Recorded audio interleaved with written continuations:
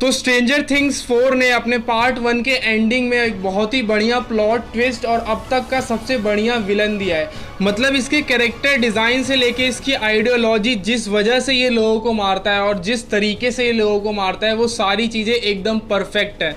Plus last episode में ये सारी चीज़ें काफ़ी जल्दी हुई, तो लोग इसको अच्छे से पचा नहीं पाए होंगे, उनको अच्छे से समझ नहीं आया होगा। तो आज की वीडियो में बस इसी चीज़ को पूरे अच्छे से एक्सप्लेन करने वाला हूँ मैं, स्ट्रेंजर थिंग्स की एंडिंग को, प्लस जो विलन वेकनार का जो कैरेक्टर था, उसके ओरिजिन, उसके पावर्स और उसकी वीकनेसेस, सभी चीज़ों पर अच्छे से बात करेंगे। और जो चीज़ें आपने मिस कर दी उन सबको अच्छे से खंगोल के बाहर निकालेंगे। तो वीडियो काफ़ी इन्फॉर्मेटिव और मज़ेदार होने वाली है, तो पूरी वीडियो ज़रूर देखिएगा।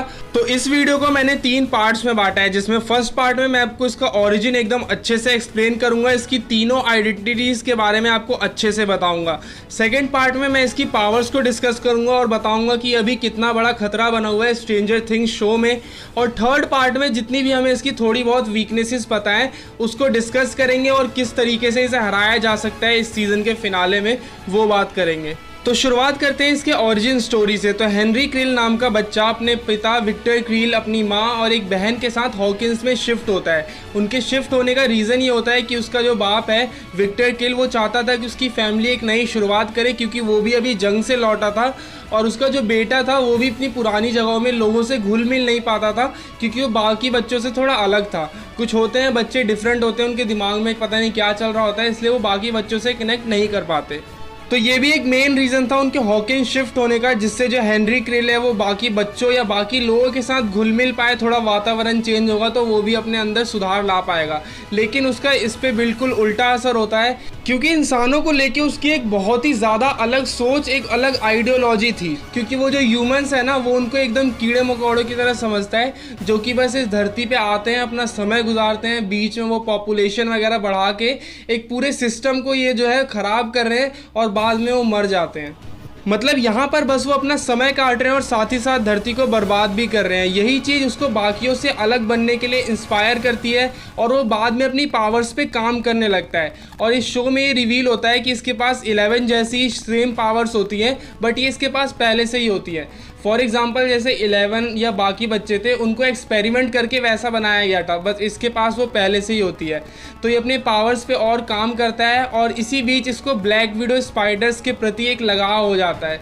वो अपने आप को उनके जैसा समझता है। और जो D&D गेम है जिससे इसका नाम उठाया गया है वेकना, उसमें जो वेकना का कैरेक्टर होता है उसे किंग ऑफ स्पाइडर थ्रोन भी कहा जाता है।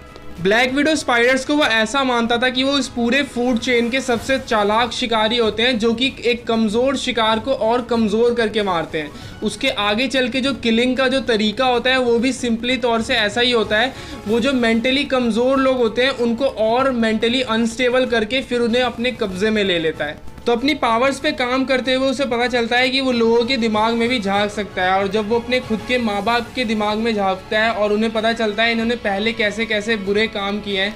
फॉर एग्जाम्पल जो उसके पिता थे वो जंग लड़ चुके हैं और जंग में कैसी कैसी चीज़ें होती हैं ये सब जानते हैं। जैसे कि एक कहावत है, जो आदमी भी जंग में जाता है ना वो कभी वापस नहीं आता, या तो वो वहाँ मारा जाता है या वो एकदम अलग ही पर्सनैलिटी बन के वापस आता है। और इन्हीं सब मेमोरीज़ को वो गिल्ट के तौर पे यूज़ कर रहा था। और एक टाइम पे जब उसकी माँ को ये रियलाइज़ होने लगता है कि इन सब चीज़ों के पीछे कहीं ना कहीं यही है, तो वो क्या करती हैं, वो डॉक्टर से कांटेक्ट करती हैं, डॉक्टर ब्रीनर से, जो कि हमारे 11 को जिन्होंने वैसा बनाया है। और ये बात इतनी आगे बढ़ जाती है कि जब उसे लगता है कि ये लोग मुझे उनके पास भेज के ही रहेंगे, तो अपनी माँ और बहन को बेरहमी से मार के अपने पिता को उनके जुल्म में फंसा देता है। और इसी दौरान उसे अपने पावर्स की लिमिट्स नहीं पता होती हैं, तो वो कुछ ज़्यादा ही यूज़ कर लेता है उनको, जिसकी वजह से वो कोमा में चला आता है। फिर जो वो चीज़ नहीं चाहता था वही होती है। डॉक्टर ब्रीनर उसे लेके चले आते हैं और दुनिया के सामने बोलते हैं कि वो मर गया। फिर देन उस पर रिसर्च वगैरह करते हैं और जब उनको रियलाइज़ होता है कि वो इसको आगे चल के कंट्रोल नहीं कर सकते, इसकी पावर्स इतनी ज़्यादा है,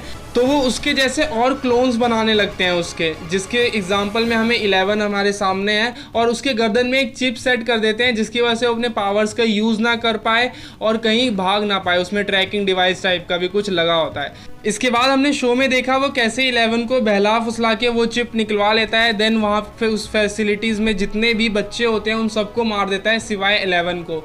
क्योंकि उसे 11 में कुछ अपनापन सा लग रहा होता है। वो बोलता है तुम मेरे साथ ही मिल जाओ, लेकिन यहाँ पे 11 उसकी बात नहीं मानती। इनके बीच में फाइट होती है और वो उसको हरा के अपसाइड डाउन में भेज देती है। तो अपसाइड डाउन में जाते ही उस डायमेंशन चेंज की वजह से उसका पूरा शरीर जल जाता है और हम उसको उस फॉर्म में पाते हैं जिसमें वो अभी है, वेक्ना की फॉर्म में।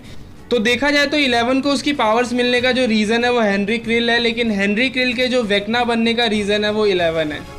तो अब बात करते हैं वेक्नार की पावर्स का। तो इस पे वो सेम पावर्स है जो कि 11 पे थी, प्लस उससे ज़्यादा अच्छे तरीके से इवॉल्व है ये पावर। जैसे कि ये लोगों के दिमाग में झांक सकता है और उनके जो पुराने ट्रॉमेटिक इंसिडेंट है उनको उनके सामने यूज़ करके उन्हें अपने डायमेंशन में अपने साथ मिला लेता है। और यही चीज़ वो वेक्ना की फॉर्म में बिना रियल वर्ल्ड में प्रेजेंट हुए भी कर सकता है। फॉर एग्जांपल वो अपसाइड डाउन में रह के अपनी वो टेंटिकल जैसी चीज़ों से कनेक्ट होके अपने एटिक्स पे बैठ के वो डायरेक्टली लोगों के माइंड को कंट्रोल करके उनको एल्यूजन दिखा सकता है। और मेरा मानना ये है कि वो ये करके ना जो मेन विलन है, जो कि हमें आगे कभी दिखाया जाएगा, माइंड फ्लेयर, उससे कनेक्ट हो पाता है और इसकी पावर्स और ज़्यादा बढ़ जाती है जब इंसान मेंटली अनस्टेबल होता है। उसके अंदर डिप्रेशन, उसके अंदर सॉरो, सैड, ये सारी चीज़ें भरी रहती हैं। और ये जिन लोगों को ही मारता है उस जगह पे एक गेट खोल देता है जो कि अपसाइड डाउन को रियल वर्ल्ड से कनेक्ट करता है। और हमने पिछले 2-3 सीज़न में देखा है ये जो गेट है ये एक बार 11 ने खोला था और एक बार रशियंस ने खोला था। कोई अपसाइड डाउन में खुद से ये गेट्स नहीं खोल पा रहा था, बट ये खुद से खोल दे रहा है। तो आप समझ सकते हैं ये कितना पावरफुल है। प्लस ये एक नहीं, जितने बंदों को मारेगा उतनी जगह अलग अलग गेट्स ये खोलता जा रहा है। तो मतलब ये ना जितने लोगों को मारेगा उतना और पावरफुल होता जाएगा। और ये पहले ही अपनी 11 से ज़्यादा पावरफुल था। शायद इसीलिए हमें ये स्टोरी दिखाई जा रही है कि उस एक्सपेरिमेंट के दौरान 11 को जब वापस उसकी पावर मिलेंगी तो वो और एक्सेलरेट हो चुकी होंगी और बढ़ चुकी होंगी और हमें फाइनल में ये बहुत ही बड़ा शोडाउन देखने को मिलेगा इसके पार्ट 2 में। अब बात करते हैं इसके वीकनेसेस की। तो हमें सीरीज़ में अभी तक तो इसकी कोई ख़ास कमज़ोरी बताई नहीं गई है, बट हमने देखा था कि मैक्स जब वो उसके घर के पास गई थी, जो हेनरी क्रिल का जो घर था जो कि अपसाइड डाउन में था, जब वो वहाँ जाती है तो इसको थोड़ा डिसकम्फर्टेबल फील होता है। मतलब इसे अच्छा नहीं लगता और वो नहीं चाहता कि कोई वहाँ पर आए। इसीलिए शायद वो जो डेमो बैट्स थे, मतलब वो जो चमगादड़ टाइप के थे, वो इसके घर के आसपास उड़ते रहते थे ताकि कोई भी वहाँ पे ना जा पाए। अभी नैन्सी जो है हमारी वो वहीं पर ही है। तो हमें इस सीज़न के पार्ट 2 में जो है इसकी और कमज़ोरियाँ देखने को मिलेंगी। तो मतलब पार्ट 2 में हमें इसके घर से रिलेटेड इसके और राज पता चलेंगे और मेरे ख्याल से उसी में इसको मारने लायक कोई इसकी कमज़ोरी पता चलेगी जो कि हमारे हीरोज़ इसके खिलाफ इस्तेमाल करने वाले हैं। प्लस एक कमज़ोरी जो अपसाइड डाउन के सभी क्रिएचर्स की होती है वो है आग। हम देख चुके हैं डेमो गॉर्गन, डेमो डॉग, ये दोनों ही जो थे आग से डरते थे। तो मान के चलते हैं कि हम आग जैसी चीज़ों को इसके खिलाफ भी इस्तेमाल कर सकते हैं, बट मुझे नहीं लगता इससे कोई बड़ा फैक्टर प्ले करेगा। एंड में तो 11 की नई पावर्स और इसके घर से रिलेटेड जो राज पता चलेंगे, इसी की वजह से वो हारेगा। तो चलो यार, आज की वीडियो में बस इतना ही। उम्मीद है आपको ये वीडियो पसंद आई होगी। पसंद आई हो तो लाइक कर लो, नहीं पसंद आई हो तो डिसलाइक का भी बटन है, सब्सक्राइब कर लो। ये सारे बटन्स का यूज़ करो, ऐसे ही नहीं दे रखे यूट्यूब ने।